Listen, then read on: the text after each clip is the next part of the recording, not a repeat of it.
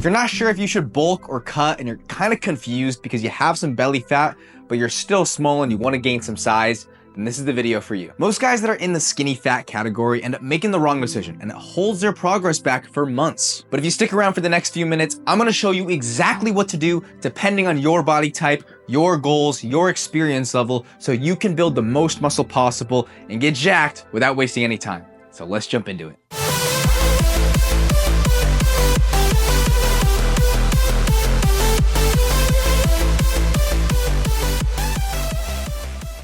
If you're new here, welcome. I'm Justin, I'm an online fitness coach and I specialize in helping skinny guys to bulk up and gain weight.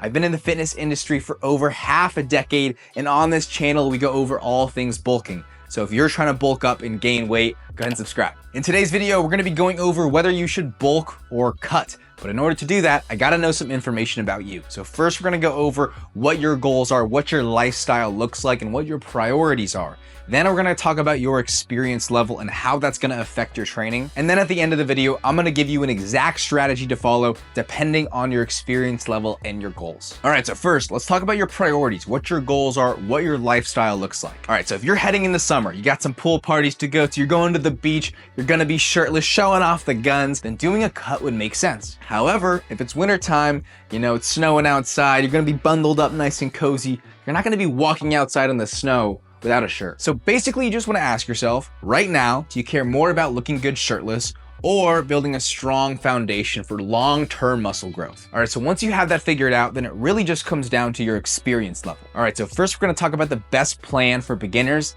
and then we're gonna talk about the best plan for more experienced lifters. So if you're in your first year of lifting, you're a beginner, you're not super experienced, you haven't been super consistent, right now, you are in the greatest anabolic window of your life. Okay, this is what we call the newbie gain stage, where you're gonna be able to put on muscle a whole lot easier than when you're more experienced. Now this is huge, all right, because you're never gonna be this susceptible to muscle growth ever again. So you gotta take advantage of this time. Now, it's important to realize, people that are skinny fat typically have enough stored energy, that's that body fat, right, to support muscle growth without having to be in a huge calorie surplus. So this is why recomping, which is basically just losing fat and building muscle at the same time, can be a really great strategy, especially for beginners when they're in that super anabolic window of newbie gains. So if you're in your first year of lifting, then doing a body recomp is a great strategy. Okay, this is gonna allow you to be able to build muscle while also losing fat all at the same time. So in order to do this, you should be eating around maintenance calories. Or if you really wanna prioritize fat loss, you should be in a slight calorie deficit. So now we're gonna go over an exact body recomp game plan. So first things first, you should be eating at maintenance calories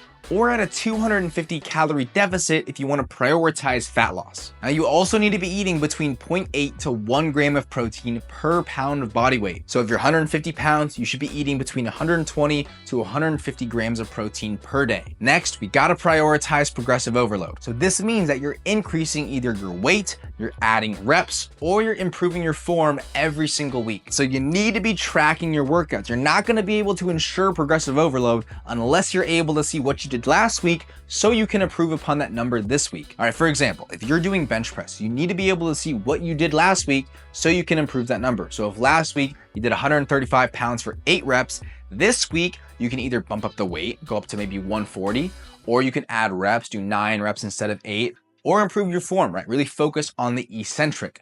That's how you're gonna be able to ensure progressive overload, but you have to track your workouts in order to do so. All right, next, we gotta make sure that we're training each muscle group twice a week. And this is why we have different workout splits like upper lower, push-pull legs, full body. We use these different workout splits so that we can make sure we're hitting each muscle group twice a week with the right amount of volume. But you also gotta understand, there's no best workout split. If there was, then everybody would be doing the exact same thing. So we need to figure out what works best for you, what your body responds best to. So we need to figure out if your body responds better to a high intensity push-pull leg split, or maybe a high frequency full body split, or a high volume upper lower split. We just gotta figure out what your body responds best to. Now, if you're not really sure how to figure out what workout split's gonna be best for you, I actually made a whole video breaking down exactly that, walking you through the step-by-step system to figure out exactly what workout split's gonna be best for you. So you can check that video out after this. All right, so now that we've discussed how to do a body recomp, it's important to understand that body recomps are really most effective in beginners,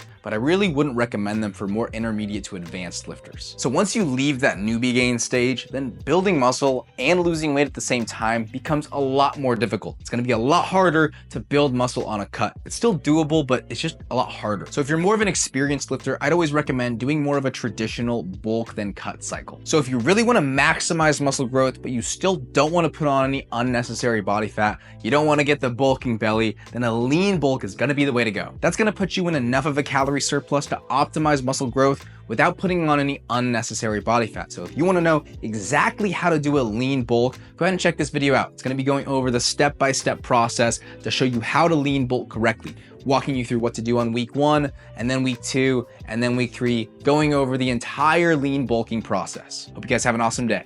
Peace.